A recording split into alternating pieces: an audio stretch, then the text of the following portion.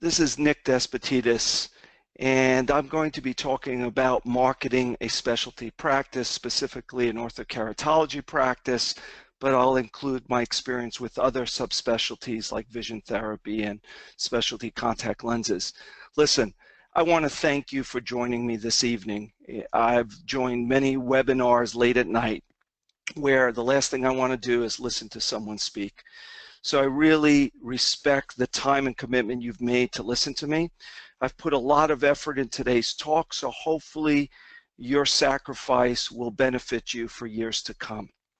So this is a second of a four-part series that Paragon asked me to put together, basically on how to promote specialty care like CRT, or orthokeratology, in private practice. The first module, I spoke about pricing this correctly. How do you determine fees? How do you present fees? And I think that went well, and I got a lot of positive feedback. Tonight's webinar is how do you market it? Okay, now that I know what to charge, well, how do I get patients in my chair? The third part, I'm going to be discussing how do you orchestrate it? How do you get your staff to give a repeatable experience to your patients and to yourself? And the fourth module will discuss putting it all together and how do you hire staff and really the non-tangibles. So tonight is really about how do we grow our orthokeratology practice over the past 30 years. Let me tell you a little bit about our practice. We opened up cold, Barry Tannen and I, almost 30 years ago. We practice in Hamilton, New Jersey. It's a very middle community, and I think that's important for everyone to remember because sometimes they think we practice in a high-end community, and that's why we're able to be so busy in specialty care, and nothing can be further from the truth. We're just so lucky we stumbled upon this hard working class demographic that respects good health care. We've had one location for 30 years, and I'll tell you more about that. And I think this is a key to determine if this is going to resonate with you. It's a lifestyle practice. I was watching this episode of Shark Tank. My friend's an entrepreneur. He owns a physical fitness chain of 100 locations, and he loves this program. And I watched this program, Shark Tank, and that's the program where there's 4 judges, I think, and you go and you introduce your product, and it's either thumbs up or thumbs down, and they invest in your product. And this show was kind of looking back on winners, and this lady invented some hand grips. And she won, and the investor was there and says, how are things going? She was very proud of the execution she's made with these gloves, the manufacturing and the systems. And this guy ripped into her, this entrepreneur who invested. He goes, listen, I know you've worked so hard to make these systems right, but what have you done for marketing? And she starts crying. And I'm saying, what an a-hole this guy is. How arrogant can he be? And then he said something that resonated with me. He goes, if I wanted a lifestyle business, I wouldn't have invested in you. I want big business. And I never heard the term lifestyle business, but I think most physicians, most health professionals, we go into optometry, we go into medicine to improve our lifestyle. We hope to become wealthy in the process, and sometimes that goes awry, but the bottom line is we just want to have autonomy. We want a good lifestyle. Unfortunately, what's happened through the years is we've lost our autonomy. Our lifestyle has become slaves to, insurance companies, maybe manufacturers that own insurance companies and own frame manufacturers and own chains. We feel we've lost that lifestyle. What we've created in Hamilton with my partners is a great quality of life, and that's hopefully what I'll kind of articulate to you. We dropped all our eyeglass and most of our medical plans 15 years ago, so we only accept 3 medical insurances now. Each of the partners work only 3 days a week in the practice seeing patients. We transitioned from a commodity-based practice to a service-based practice, again, starting in about 2001. And we're just a happy practice. It doesn't mean that it's rainbows and butterflies every day. But overall, if you were to interview my staff who has worked with me for decades and interviewed the partners, they would say, this practice has given me a wonderful life. And you have to make some difficult decisions along the way to have that. Right now, Barry and I, Barry's right in the top center, started the practice 30 years ago. My partner Ivan to the upper right joined us about 15 years ago. And the three of us are partners, and we've developed this very good quality of life. Barry's son, Noah, in the middle bottom, just joined our practice. He graduated in 2016. Kelsey Moore is our resident. We do a residency program through SEO in vision therapy and practice management, and she stays with us a year, and she's fantastic. And Hal Friedman, who just retired, he told me he graduated in 1958, basically was helping us out in vision therapy for a number of years. And like I said, he just retired in his 80s, and he was a huge asset. And I show you this not to impress you, but really just to impress upon you the good times, the multidisciplinary optometry practice we've developed over the past 3 decades. And it hasn't been easy. You know, I just don't want to fool you and say, oh, it's been one straight smooth ride. You'd know I'm full of poops if I told you that. I remember we started in 1988, just Barry and I in the lower left.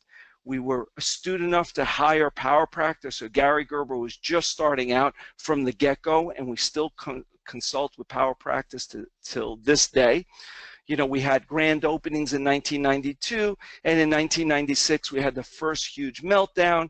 You'll hear a lot about this dentist in 1999 that we learned about, Paddy Lund. He's an Australian dentist, and why he impacted our office.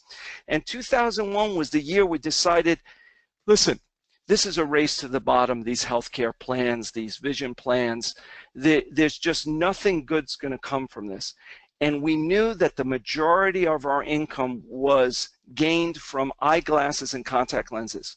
So in 2001, with a lot of planning and a lot of fear and a lot of faith, we dropped Vision Service Plan. We closed Saturdays. We took Ivan as a partner. We built this 9,100 square foot building to house our office among other professionals. And on the very bottom of 2001, you see that hazmat team. It also, when 9/11 happened, and also where anthrax happened, and anthrax happened within our community of Hamilton Square. And our post office had closed in 2001 and took several years before it reopened, and that devastated us. It almost folded us, guys. But sure enough, we stuck with it. We started learning some methods from the E-Myth. We took on this resident 2010 that's been really wonderful for us, because the younger ODs, they keep us energized, they keep us on our toes. And look at this, in 2012, we actually opened the second location. I always aspired at one time to open multiple locations, but I learned quickly that didn't jive well for our lifestyle, and we closed it within 2 years. So in 2010, we opened our second location. 2012, we closed it and said, listen, we're going to remain one profitable practice. And that's what's happened for the past few years. So it hasn't been a straight line. So what is specialty care? Specialty care is special contact lenses like scleral contact lenses, or RGPs, for compromised corneas. It's vision therapy. It's myopia control, which includes dual focus, soft lenses, and atropine, and ortho-K, and low vision. And of all these subspecialties, our office really focuses on all of them except low vision. And that's just a choice, not really any other thing than our choice.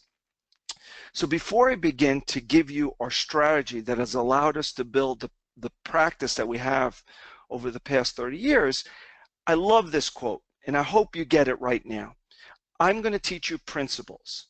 And this quote by Harrington Emerson, who actually is from Hamilton or Trenton, New Jersey, as to methods, there may be a million, but principles are few. The person who grasps principles can successfully select their own methods. The person who tries methods ignoring principles is sure to have trouble. And what this quote means to me is, What we all want is give me an ad that you've used, Nick, that works. Give me a PowerPoint presentation. Give me some secret that has allowed you to market to get people in your chair. And I'm going to tell you a secret. There's no secret. It's just hard work. So I'm going to teach you the principles. You guys can devise your own methods if you understand the principles well. So principle number one is you have to understand orthokeratology is not a contact lens fit. VT is not a contact lens fit. Specialty contact lenses is not contact lens fit. Low vision is not a contact lens fit. If you squeeze specialty care patients into your schedule, you're going to fail. So I had some visitors from Paragon Vision Sciences just the other night. And they came to really witness it because they've heard me speak, but it's one thing to hear me speak, but it's another thing to come and really look at my office live. And what the quote these two people kept on saying is, Nick, I just can't believe the amount of time you spend with your patients. And what I explained to them, that time has allowed me to grow a practice that's not insurance-based. It allows me to grow a practice that is based on the quality of care I consistently provide to my patients. So if I was to squeeze any of these specialties in between patients, in between like a glaucoma check or a contact lens check or OCT or visual field or eyeglasses or soft contact lens fit, you guys just don't start. Just continue doing what you're doing and just realize that anybody who's devised a specialty practice worth anything has committed to that practice. And number two, you have to know marketing is not advertising. Advertising is not marketing. Advertising is paid. It's non-personal. It's a promotion of services. Marketing is what I'm going to talk about. It's orchestrated. It's orchestrated to bring patients and doctors together. And I'll briefly talk about external marketing and then also internal marketing. But I'm going to focus on internal marketing. This is advertising, and I'm using it for a reason because it's going to happen to the ortho-K field. It's already happened. It's happening in vision therapy. It happens to everything because when you have nothing to compete on, when you don't know what you're doing, you're going to compete on price. That's the lowest denominator.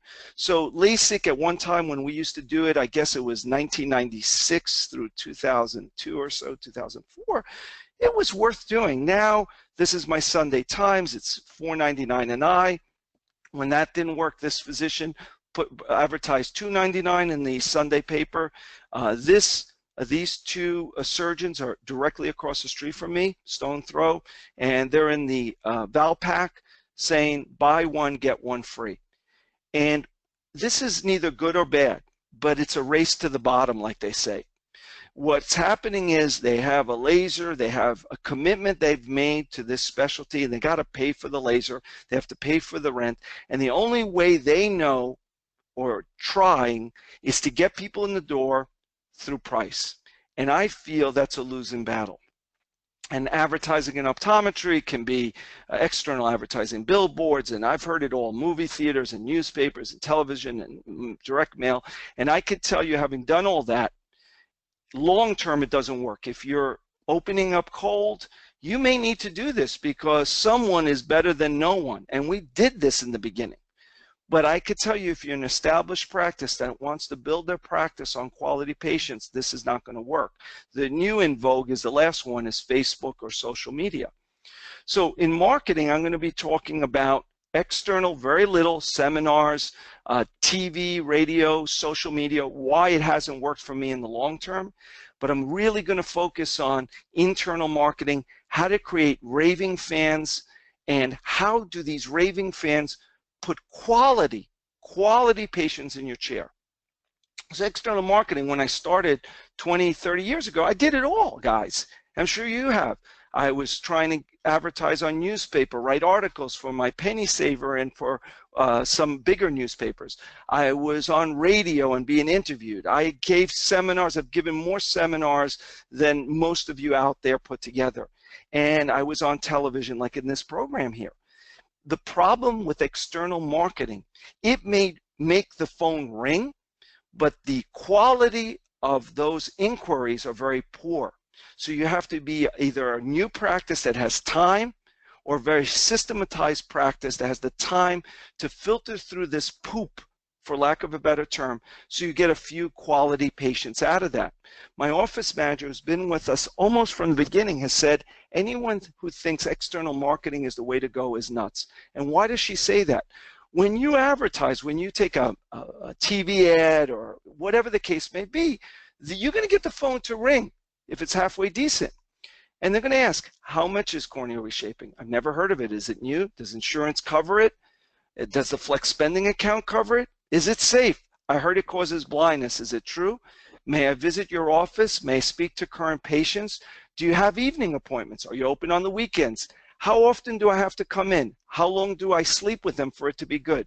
Do you give discounts? How long do the lenses last? Do I have to do this every year? How long is the entire treatment? And meanwhile, your poor receptionist, he or she, is now greeting patients. The phone is ringing with other prospective phone calls, and he or she either has to trap the phone call or basically just rush this person off. And you know, after all these questions, and maybe he or she spent 20 minutes answering them, or maybe you transferred the phone call, like I've recommended in the past. You've trapped the phone call, you've transferred it to someone who has more time. Oftentimes they say, I'll call back, because it's not a quality referral. You got them to pick up the phone, but getting them to come in for fee for service is just an exhausting, expensive process. And this is the last thing I'm going to talk about external marketing or internal marketing. Is this letter, this postcard came to me about 10 years ago. It says, the key letter is free. Visit www.keyletter.com and start getting more CRT patients right now. And you can see my address there. I'm like, man, I do a lot of CRT. Who is this? And what letter is this? And what BS is this? Because I was doing it a long time, and I know there's no letter that's going to do what this person is hoping that people would pay for. It promises in the letter that it reactivates past patients. It immediately stimulates patients to schedule CRT. Wouldn't that be wonderful? It significantly increases your net income, and it lowers your stress and more profits. And this is a method, right? This is what we all want to hear. We want to hear a weight loss program that we can lose 100 pounds in a month and eat whatever we want. And we know deep down nothing exists. So this is a method. And when I went there, I was wondering if this website existed, no longer existed. But then actually I've been getting, I'm sure it's from the same company or same person.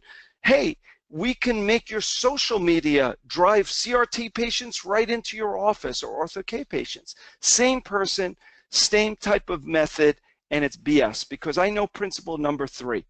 Slow and steady wins the race. Some quit due to slow progress, never grasping the fact that slow progress is progress. The reason we're successful in creating a practice that fills our life is because it was slow and steady. We stepped twice, stumbled once. So I'm going to teach you the principles. So here, we're going to start with this email. And if you follow my methods and my principles, you'll get an email like this. You'll have a 10-year-old that you consult, 10-year-old young girl. She developed myopia at age 6. She's now, I think, 10 years old. She is now a negative 450 at age 10. Difficult to get the lenses in during the consultation, and she was one of these patients that just squirmed and cried, and you know, I had sweat dripping down my back just trying to get one demo lens in her eye, one trial lens in her eye. So it was a difficult consultation, but you know what? I'm good at this. I remember recommending CRT, and I did my due diligence, and this is the patient's father. Dear Dr. D, he emails me back, thank you again for answering all my questions. The price quoted for Teresa was blank. We weren't expecting it to be that much. And I've gotten this email, guys, when I used to charge $1,000, and I get this email when I charge over $5,000. So it didn't matter the number, because the patient is maybe expecting a contact lens, but whatever I charged, it was too much. And the parent says, we weren't expecting it to be that much. Is it negotiable? Can you offer us a lower price?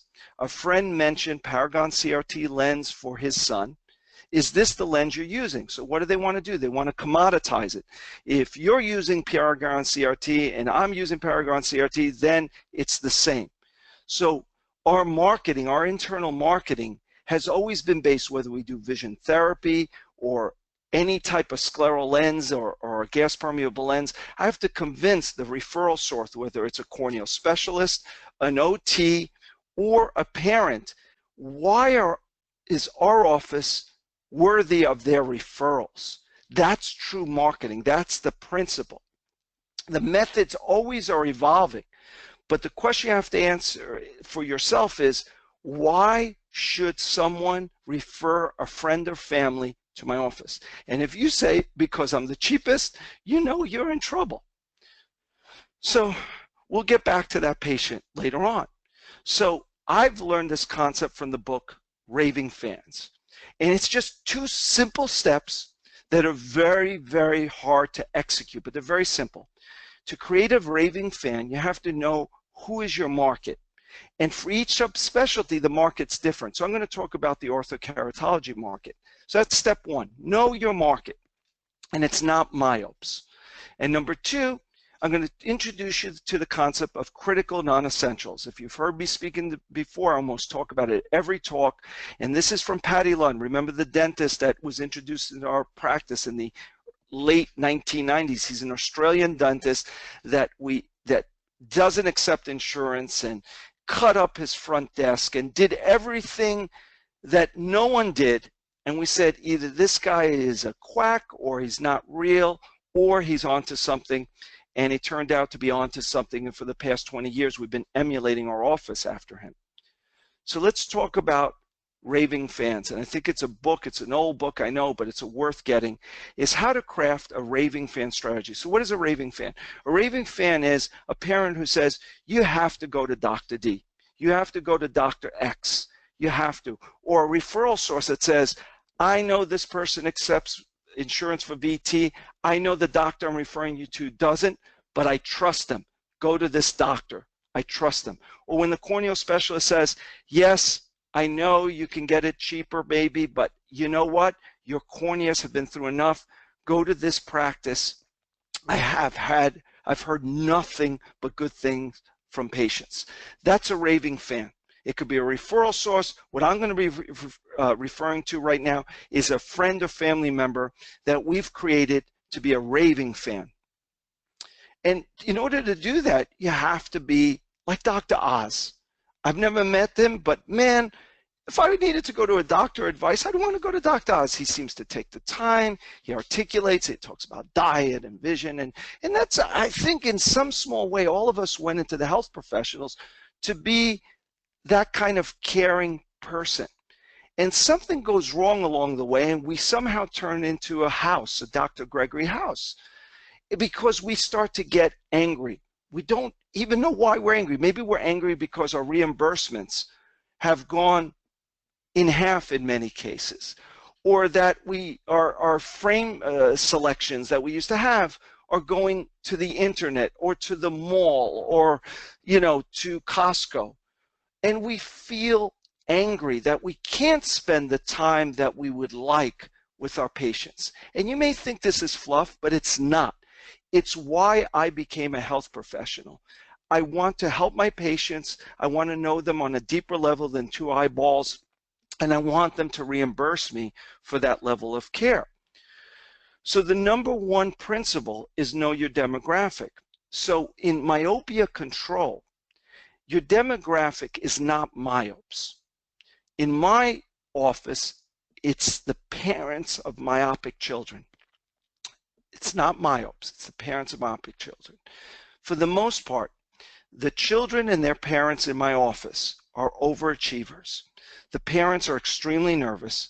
The parents often feel guilty because they themselves are nearsighted, or they're not nearsighted, and they somehow, on a very internal level, feel they've given myopia to their children, and they also view myopia as a disease. That's my demographic. I'm very good at it because I am that demographic. My wife and I didn't wear glasses until we were much older in college. Our children wore glasses in second grade, both of them. And deep down, at least I knew that it was my incessant need for excellence in my children that was driving them towards myopia. So I think that's part of the reason I've done very well. I empathize with this demographic. It's not an Asian demographic. It's a demographic that basically views myopia as a disease and feels guilty about it. Now, it happens that my practice is a high percentage of an Asian demographic, but I could tell you the personality trait of all the parents are just, oh my God, is just equal among every ethnicity you can imagine. So know your demographic. If you're going to grow your CRT, Ortho-K practice, VST practice, right, you're going to get this. What happens oftentimes, especially in the first year, is parents monitor their children's vision. And oftentimes I'll get this email to me or brought in, and the parent wants to know what the heck's going on.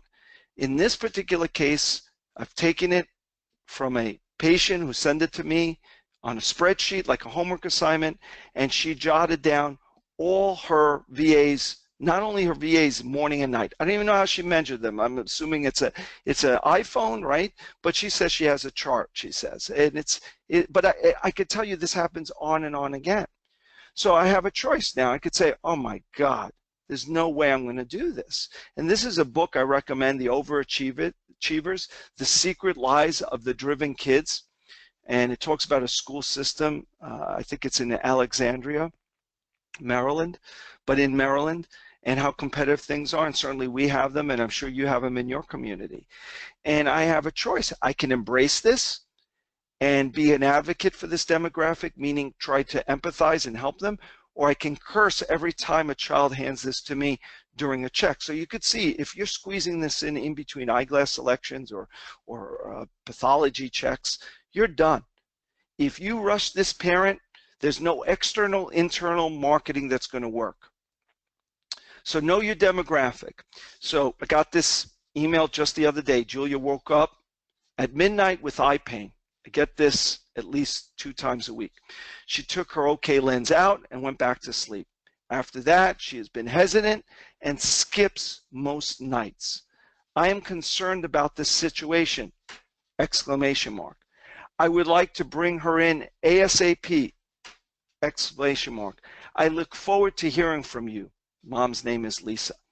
So again, if this comes in as a phone call, it used to bury my poor front desk staff. And I have 3 people that are dressed to the appointment book, 2 in the front, and the phone rings in the back.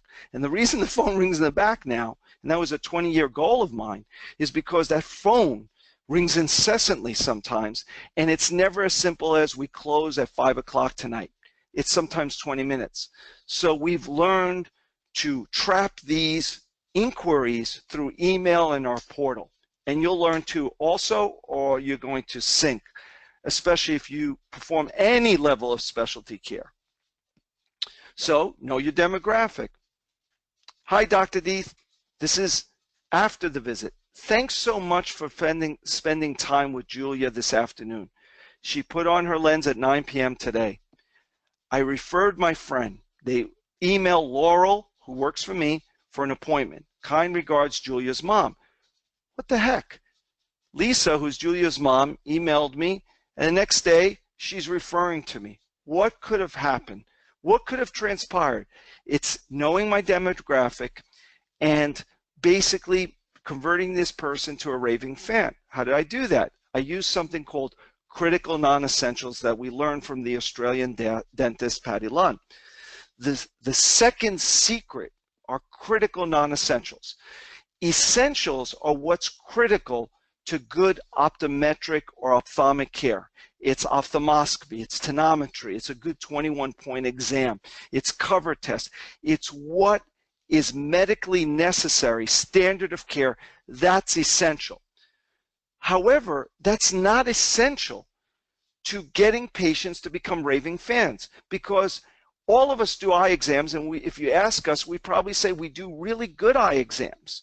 But that's a given, guys, right? It's standard of care. If you're not doing tonometry, if you're not doing certain things, you are legally liable and you shouldn't be practicing, in my opinion.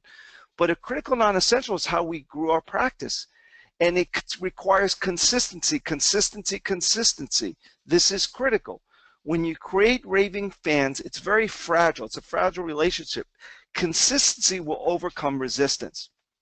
So in other words, you can't just do these critical non-essentials one day and next year not do them. This patient has emailed me and I've responded. And the reason this person has become my patient and why she's referring patients is the person who referred her said, Dr. D gets back to you ASAP. And if he's not there, Dr. Lee gets back to you. And he doesn't, someone from the office gets back to you right away. How do we do this? My staff was against it because this demographic wants a response yesterday. They want a live chat. They want a text return. They don't want to be transferred to someone's voice box. They don't want to be put on hold. They're type A individuals that demand type A service. If I drop the ball, everything's off. If you drop the ball, if you want to grow a large myopia control practice. This is my opinion after practicing myopia control long before it was acknowledged as an epidemic. So what did I do to create this person and transfer her from someone who says, I'm concerned now, I want to get in ASAP? Well, this is my response. First of all, I have someone checking it every day, and if I can't get to them, someone will within an hour. Since Julia is experiencing fear, and a critical non-essential, by the way, is me, the doctor, responding to her. There's no physician, there's no health professional that's out there that's overwhelmed with insurance acceptance that can do this that quickly. If any, we could all agree, probably 99% of health professionals, there's no way they're responding. And the 1% have to wait at night or some break to respond. My response, that asterisk, is a CNE, is a critical non-essential. It's not essential to good care. I could say, call my office. She'd be on hold. She'd get a recording. Thank you for calling eye care professionals. Press 1 if you want an appointment. Press 2 if you want to speak to the optician. Press 3 if you want to speak to the vision therapy staff. No way. They get a live person. But that inundated my live person. So what they get now is they get either they can text our office through a HIPAA compliant text thing that drove me nuts, through our portal or through email. We do it because this way we can do it right now. So since Julia's experiencing fear, I'd like one of our doctors to examine her, and I use her technology ASAP, asterisk. So she's placed urgency on this problem that I know is not as severe as she thinks. In the meantime, please encourage Julia to put in her lenses before 9 p.m. This way she's not too tired. So I know from my experience, this kid put them in at 11 o'clock. She's probably 7, 10 years old, was exhausted, went right to sleep. Something was lodged between the lens and her cornea. She wakes up screaming because she's tired as all heck, and all hell broke loose. So I knew if she puts them in before 9, this probably wouldn't have happened. But I didn't say that. I said, listen, do this because I want her to wear the lens before she comes in. I've copied Laurel. Remember? She referred her friends to Laurel. I've copied Laurel. That's a CNE, who will get Julia in ASAP. I use the word ASAP again. These are all orchestrated, guys. I'd like to check Julia earlier in the afternoon where Doctors Lee and I have more time to spend with her to solve the problem. I'll give her a note for school, another CNE. Thanks for the excellent update, another CNE. So all these things are, I anticipate she's going to want to come in at 5 o'clock and squeeze her in because I've been doing this a long time. But I can't spend the time at 5 o'clock. That's where every cornea reshaping patient comes in, between 4 and 6. Number two, I knew she's going to be upset because Julia's missing school. So I said, I'm going to give you a note for this excused early dismissal. And I am thanking this mom for not waking me up at midnight like I used to get woken up for emergency phone call, and saying, you are an excellent mom, which she is, because we don't know. This could be a keratitis in the making. But these are all critical non-essentials. This was all done online. It was all solved. Laurel got back to her. She had the appointment. I saw her the next day at 3 o'clock. And that's why Julia's mom thanked me, and Julia's mom referred a friend. Because when Julia came in at 3 o'clock, I still had about a half an hour, not only to check her, but also to talk to the mom to say, wow, I had to leave work early. Julia had to leave school early. But man, I feel well cared for. So you could see why we had to drop the vision plans, why we had to make the difficult decisions to reduce our dependency on commodities, because you can't have it both ways. You can't have it both ways. We say that to our children if you're old enough to have children, but you can't. And if you don't commit to one, don't even bother, because all you're going to do is frustrate yourself. The reason we're successful in every subspecialty is because we're totally into it. Totally. We're totally committed to it at the cost of reducing commodities like soft contacts and glasses. So CNEs, let's review the CNEs here. Our CNEs, critical non-essentials. Parents can email us, text us through our portal, and now they could text us through our portal. I don't even know how it gets done, but it gets converted through an email that comes right through a receptionist. We place urgency on our response. We know our demographic is always, the sky is falling, so we've responded in that manner. We spend time during their visit. Time is everything, guys. We follow up after every visit. Can you imagine following up after every patient encounter that you do? And you'll say, no, it's why should I? When you do myopia control, you need to follow up with every patient after every visit, because I guarantee you there are many unanswered questions and there's opportunities for you to market yourself. But if you're too busy on the treadmill, then you're never going to do this, and you'll never build the practice, but more importantly, the lifestyle that you want.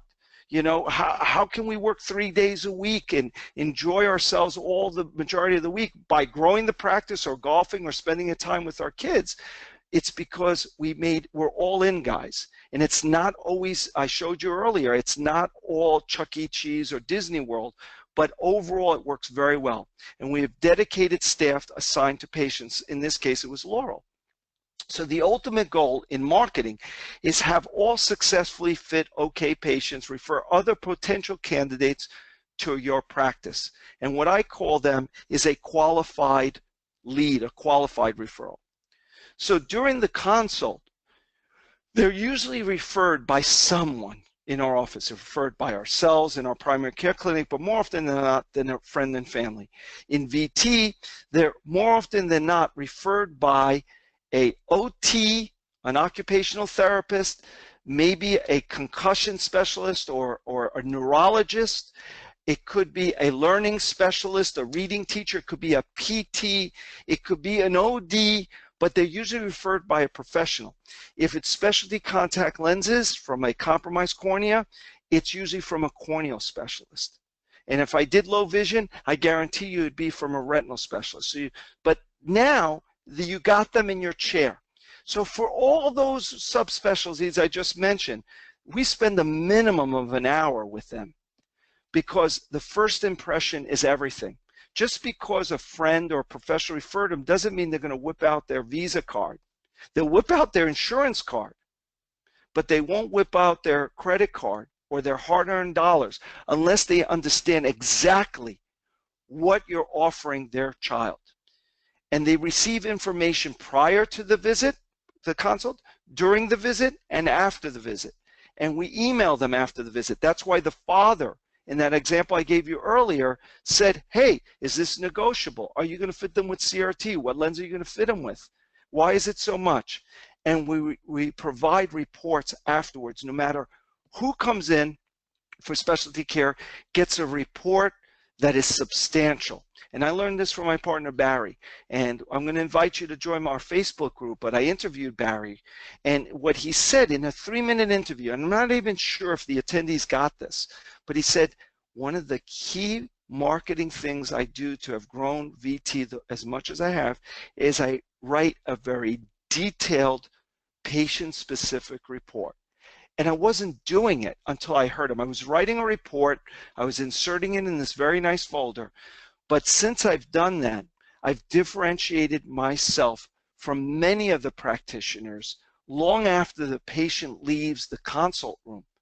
So when that dad emailed me, if it was today, he's likely to go to that other CRT doctor or whomever and see the quality of difference is reflected in the report I give. So after the consult, and I'll talk about the consult, the next webinar, the procedures, and I also have that in the Facebook group. Dear Mr. and Mrs. Jones, it was a pleasure to evaluate Teresa. She will do very well with our program. I've attached 2 papers based on our discussion. I provide you with a lot of information. Please look it over. Feel free to email me with any questions. Patient emails me back. Now see, this is a CNE, guys. There is no doctor, CRT, or I don't care what, that is going to do this level of communication with me or my staff. And this parent knows that. But I can also tell you from the demographic I deal with, it's very difficult for them to make a decision. Their best decision is indecision. And my job is to walk them along the process, expedite the process, but only if they're assured that I am the best doctor for their child. So this parent goes, thank you for the consultation, providing all the information.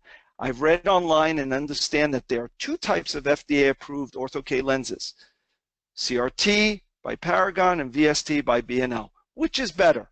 I also notice when Teresa is sleeping, she often has her face buried in the pillow. Would that be okay once she has the lenses in her eyes? So you can see what's going on here, right? They want to go with my office. Their friend goes to somewhere else. Their friend probably is much less expensive, I'm assuming it, although I don't know, than our office. The dad is really trying to determine, to convince himself, is this the best office for my practice? And I want to tell you guys, this is not the end, it's just the beginning. You may think when they sign up that you got them, and that's how I used to think, how many consults converted. No, it's just the beginning. Because remember, every visit is your opportunity to market to them. And if you're not spending the time talking about vision hygiene, talking about sleep, talking about the things as you as an optometrist or a health professional want to talk about, they're going to walk the other way. So this is just the beginning. When he's asking me, is there a better price? It's not the end. They signed up, and I'll tell you how we got there. The exam report is critical now because that's a CNE. It's not necessary to give an exam report after an hour-long consultation. But I give the report to the parent.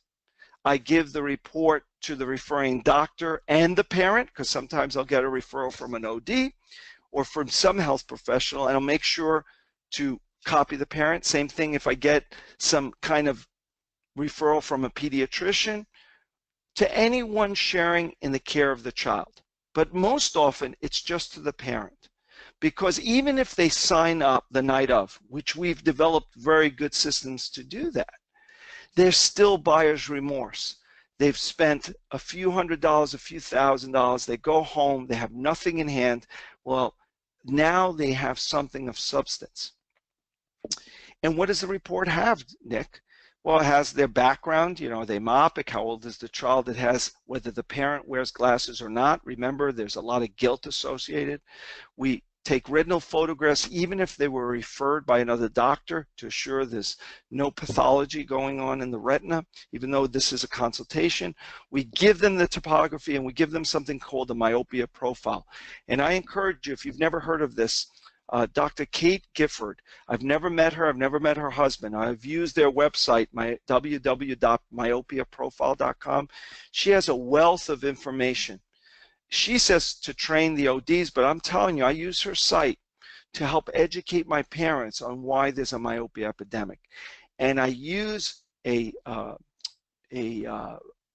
kind of altered myopia profile using her standards and getting her permission to use it to educate my parents why I feel their child will continue becoming myopic if we don't intervene. This is a sample report. It's a few pages long, but the rest of the pages are basically the myopia profile, which includes, does the child play outside, for how long, are they nearsighted, at what age, are they ESO at near, do they spend a lot of time on a computer, are the parents wearing glasses, and I create this profile. I also include a chart with studies that show if a child starts earlier becoming myopic at 5, 6, 7, they're more likely to progress quite rapidly and develop a high degree of myopia. Conversely, if they start out later in life, let's say 15, middle school, high school, they're less likely to develop high degrees of myopia. But regardless, myopia is associated with disease, and I try to articulate that in a report. And this is a method, right? So you may say, Nick, can you have a report? And the answer is no, because the report won't work, because it's my report, not your report. It has to be your report. It used to be 1 page, then 2 pages, and I talk about my practice, and I talk about my consultation. So although you want the method of a report or the method of an email, you don't need it. The one thing I tell you, being an optometrist for 30 years, the one thing that we're great at, not good at, is communicating with our patients who are in the chair. And all I'm asking you to do is do that when they're in your chair, but also, if it's worthy, you communicating with them long after they leave your chair, because no one else does it. Everybody else is Gregory House. You be Dr. Oz. So it says, had the pleasure of exam, just reviewing it. I'm going over the cornea reshaping visit, when it was done. They usually get this right after their consult. We're trying to get it the night of. We haven't been able to do it, so they get it mailed to them if they don't sign up. If they sign up, this is another critical non-essential, I go over the report with them, their first visit. So you could see that right now, that first few weeks is filled with just very little reward and a lot of trouble. Child has trouble putting in the lenses, they have pain, their vision may not be 20/20, they're tearing, parents are nervous. This report goes a long way to telling the patients, the parents, you're in good hands. We've told you the child's going to have a hard time, but listen, you're with professionals here. They leave knowing that they had a thorough evaluation, and after that thorough evaluation, I've determined, is atropine best for them? Is soft dual focus or multifocal bifocals best for them? Is orthokeratology best for them? Or you know what? It's not that bad. You're not a candidate. And either way, they trust us. So the report basically is just what you feel you want to put on paper. And I would do chicken scratch in the beginning if that's how you feel comfortable, because that's you. What the patient appreciates is not how the report looks. They appreciate the effort going in to summarize the encounter, the experience. So know your demographic. In CRT, it's friends and family. In VT, it's all these professionals and paraprofessionals that we get referrals from. For specialty contact lenses, hands down, it's corneal specialists. I don't often have keratoconics refer keratoconics, although I heard it's happened. But for the most part, it's corneal specialists that refer to us. And low vision, you know, I know if I did low vision, I would be inundated with patients. But again, I do myopic kids. I know how to focus. And number two, how are you going to, what are your critical non-essentials going to be? How are you going to make your patients so happy with your care that they become raving fans? And I say it's a hint, correcting their vision is not a critical non-essential. You know, I used the example today, I bought 4 tires, they were very expensive. I'm sure they were very good tires, but I don't know that. I took the recommendation, I left with this piece of paper that had the price on it. Assuming they were balanced well, but you know what? I felt, man, I just spent all this money and I'm hoping that I trusted this person. So it was faith. But I've been at places like the dealership. When I leave with a glossy folder with a lot of stuff in there, right? And that somehow makes me feel good. And they may have done a crappy balancing and a crappy alignment, and maybe these tires won't save my life in rainy weather. So long term, that won't work. But for that buyer's remorse minute, which we all have, I felt, wow, this was not done properly. It just would have taken a few extra things for this business to make me feel well cared for. And that's what we're trying to do just at the consult. So to review, you got to be excellent in the things you choose to be. You heard that I can be very successful in low vision. I choose just not to be. You can't, every time I say yes to something, I'm saying no to something else. And don't let setbacks discourage you. There will be plenty. Remember, slow and steady wins the race. Stick by a decision long after the enthusiasm has faded. So initially, I was just so enthusiastic about fitting myopic kids with cornea reshaping lenses, and that faded and the problems continued, and they will with you. But hopefully, if it yields a better life for you, a happier staff that stays with you, just better quality patients that say, yes, doctor, and follow through on your recommendation rather than asking you, is it covered by my plan? It's that good feeling that I get that drives me to overcome all the obstacles I've encountered. Finish what you begin. I think once you create a senior or critical non-essential and you know the demographic, just stick with it. Don't be a dabbler. I hate dabblers. Someone says, hey, Nick, I'm going to do CRT. I said, that's fantastic. Any help you need, let me know. And I see them in a year in the meeting. It's like, yeah, it's died. What are you doing now? But they'll say to me, man, I'm doing great dry eye. I have a great dry eye. I do this Procara lens, or I bought this OCT, and now I'm doing medical OCT. I know this person, that's how they're going to retire. They're happy, but I don't know how good of quality of life they have. That's up for them to decide, not me. And number 5, do things with laser focus. And I call myself proudly a one-trick pony. I'm very good at very few things. And that has helped me stay focused, and I encourage you to do the same. So what happened to Teresa? Well, she's actually been my patient for about 10 years now. And I found this email thread way back when because her testimonial is hanging up on my wall. And this was the dad, remember, that said, can you give me a better price? What lens are you going to fit them? And it says, Teresa has been cared for by Dr. D for 12 years. It's been over 10. Teresa is very nearsighted. She started to wear eyeglasses in the 1st grade. We recommend Dr. D to many friends. Dr. D monitored Teresa's condition closely. Dr. D is so different from normal doctors who give patients a few minutes per visit. He always says in a soft voice, Teresa, don't hurry, take your time. Dr. D communicates via email and by phone. I wish I wrote this letter sooner because I had asked for a testimonial at this time. And, this obviously is not about Dr. D because I wish I was as good as this makes me sound, but my office is, because I knew long ago if it's just Dr. D, we're going down if Dr. D goes down.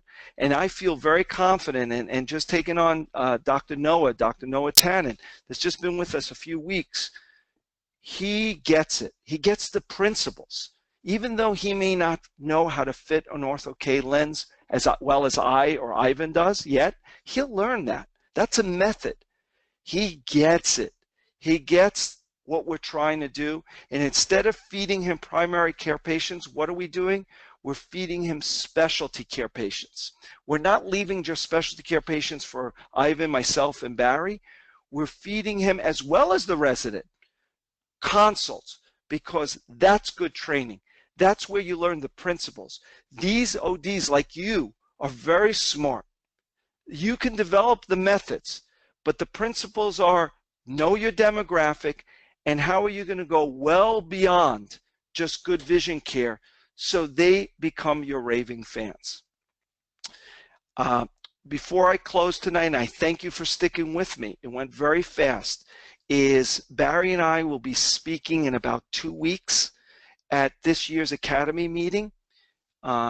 Actually, I'm speaking twice, once with Barry, how to integrate vision therapy into private practice, and I'm speaking with Stephanie Ramdas on that Saturday of the meeting on how to develop an ortho-K or myopia control practice. And Stephanie is a researcher. She gives you the research behind myopia control, and I talk about the clinical implementation. So if you're anywhere near us, I'm speaking Thursday with Barry and Saturday with Stephanie.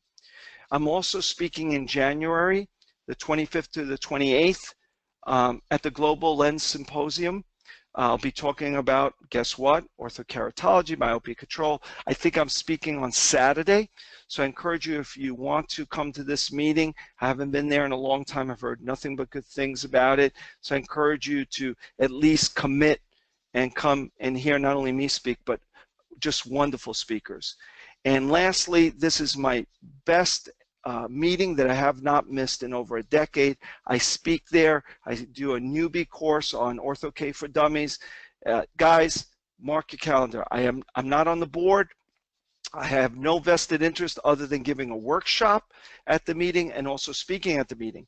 It's in April, so you have plenty of time.